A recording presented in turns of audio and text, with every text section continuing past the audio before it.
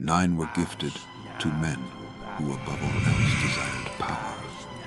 But power is never given freely. It corrupts, consumes.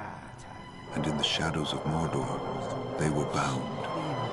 This is the rise of the Nazgûl. In the early days of the Second Age, Sauron appeared to the world not as a monster, but as a friend. He called himself Anatar, the Lord of Gifts. He offered powerful rings to the greatest leaders among men. Kings, warriors, sorcerers. They saw the rings as a blessing, a path to greatness, long life and control over their kingdoms. But they didn't know the truth, that Sauron had forged a master ring, the One Ring, to control them all. At first, the rings worked just as promised.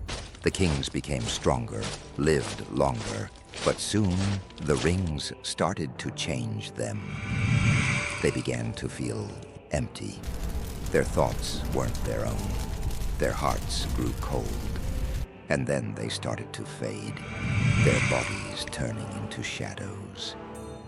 They became invisible to the world of the living, trapped between life and death. These 9 men, once powerful and proud, were now slaves to Sauron. The One Ring controlled them completely. They had no will of their own. They followed only Sauron's command. And so, the Nazgûl were born, the Ring Wraiths. They became Sauron's hunters, his messengers of fear. They no longer had names, only numbers. And the sound of their coming brought terror to all. The scariest part. They weren't just monsters. They were once human. Their thoughts, memories, and even their identities were taken from them. That's what made them so dangerous.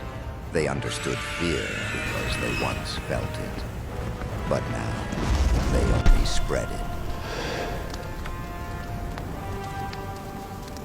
Wherever the Nazgûl went, death and darkness followed. Villages were burned, people ran. Even the bravest warriors feared them. They became the face of Sauron's power, proof that no one, not even kings, could resist him forever. The fall of the Nazgûl wasn't just the fall of 9 men. It was a warning to all of Middle-earth of what happens when you chase power without knowing